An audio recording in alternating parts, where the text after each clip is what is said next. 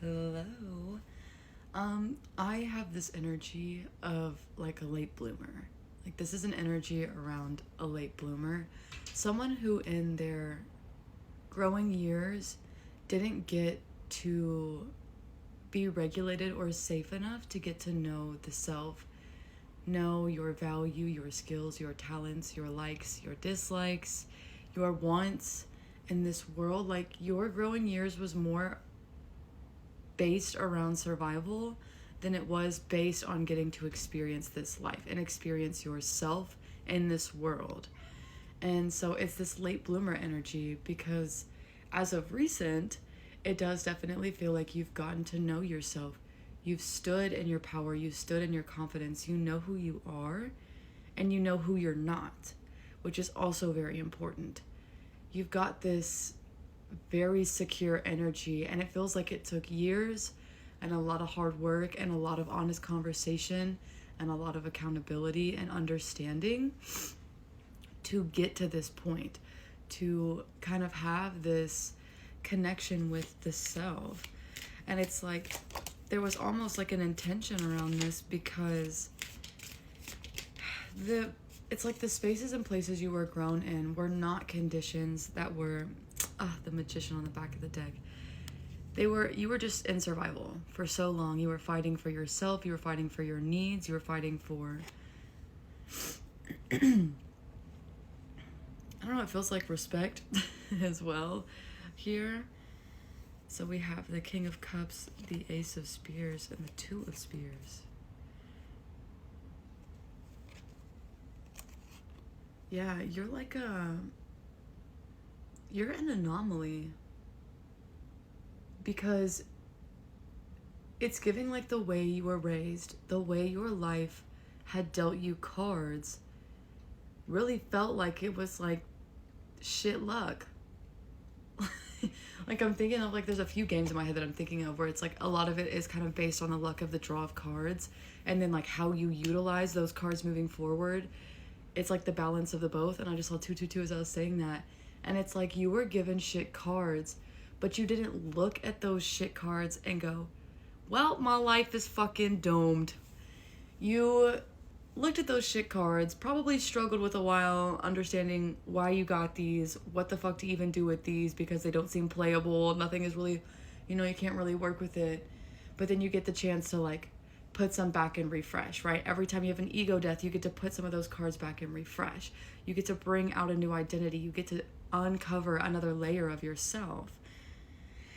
And so it's like people didn't expect you to rise because of the cards that were dealt, because of the person that you used to be when you were stuck in survival and you weren't true to who you were in your being, simply out of a need to breathe, make it to the next day, and take care of yourself. Like it feels like it's one of those kind of situations where it was that serious, it was that deep. Like you did have to people please, and not just because you wanted to manipulate to get your way. It could have been a little bit of that, is actually what I heard, just occasionally, but it was also because it was based on you getting your needs met. It was a bit of both. Like, and also when you grow up that way, when you grow up knowing that like manipulation can kind of get you what you need out of survival, you subconsciously repeat that pattern in places where you don't need that until you face it, until you see it for what it is, and you process the grief of not being taken care of, being neglected, being abandoned. There will always be that subconscious manipulation tactic from survival that you'll pull out because you won't know how to remind yourself that you are the magician. You can't, don't even shit me. The star is right under that, and the moon. Yeah, and it's like, what's so interesting is also I'm hearing in my head like God wanted it this way.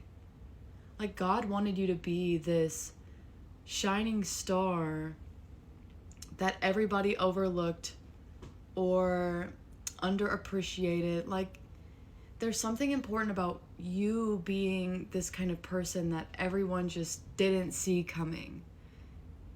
444 on my timer. And it's like you're here to kind of surprise people. I also feel like you're here to inspire people that like just because you're handed shit cards doesn't mean your life is shitty. You can always get up and find something different to do. You can find another path. You can have the courage to get up and do something about it rather than sitting there going, oh my God, this world sucks. Everything sucks. My life sucks. I can't do shit. 5:11 on my timer. It's like, actually, what can we do with this? These are the cards we were dealt. Is it frustrating? For sure. Is it the end of the world? Not yet. There's a lot we can do, right? And so, and it also feels like you're someone very emotional with this King of Cups here. Like, you're somebody very, very emotional. And you're very in tune with your emotions.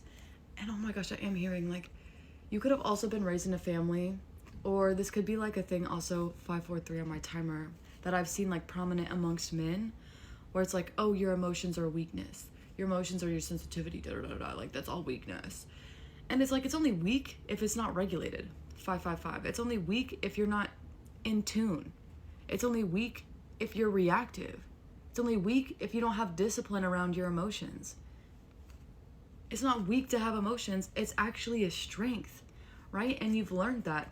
There's something so beautiful about you being so passionate, so intense, so emotional, so sensitive, so deep. It's something that actually pushes you and helps you in this world rather than holds you down. But it's also making me think too, like, family didn't really teach you anything about this. Or it could be like that stereotypical thing with men where it's like, it was shamed to have emotions and to be deep feeling. It's like, actually, it's not. It's not. You're only weak if you can't handle your emotions. If you can't feel your emotions, you're weak. And like, it's like you had to kind of go against the grain is what it feels like. And so now, here you are, this like hidden gem. Hello? It's like people will come and check on you and be like, what the fuck is this? What the? I don't remember this. I don't know who you are anymore. That's almost what that is. Yeah, oh my gosh. And then we have the Knight of Coins with the Lovers. And it's because you got to know you. You started offering what your energy has to provide to yourself. And because of that, you got to know yourself on such a deeply intimate level. And that's what unlocked this true power that had always been hidden within you.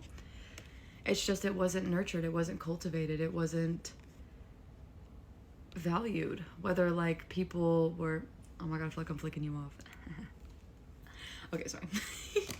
It either feels like people were intimidated or people were just underskilled to be able to teach you how to be this way in your own energy. Because it kind of feels like a bit of balance of both. Like, people could have seen your light and been like, ooh, not too much though. Don't shine too bright though. I feel like you're dimming out all that I built for myself. And it's like, okay, cool. And then on the other hand, it's also 8:11 on my timer. And it's 7:11 on my clock. On the other hand, it also feels like people were just unequipped to like take care of you or raise you. It's almost giving like you are your parents' karma because you're everything they didn't fight for within themselves, and you're fighting for yourself, and you're fighting for your talent and your worth and your value and your skills. But it's not like fighting as in like a desperate see me, respect me, value me. No, you're fighting your own wounding. You're fighting your own subconscious patterns to stand in this strength. And it's like these people, whether it was like, again, this generational curse, it was just not taught, passed down through the generations. But it's just like, who you've become is shocking so many people because people thought you would be dead or done. Like, whether physically dead or more just like dead to the world, very zombie, like lost. 9/11 on my timer. But it's like, actually, everything you went through became your fuel. It became your ambition, your light, your fire under your ass to get up and choose different. Because it's, especially if this is like a family thing, it's like you see what this pattern does and how it affects the life around you. And so you're physically choosing to do better. And maybe even you're helping people along the way. As you do better for yourself, you value yourself more, you allow yourself to be seen and loved as who you truly are. You're helping not only your own generation, but also the world around you. And that's something so beautiful because that's who you truly are. You're a game changer.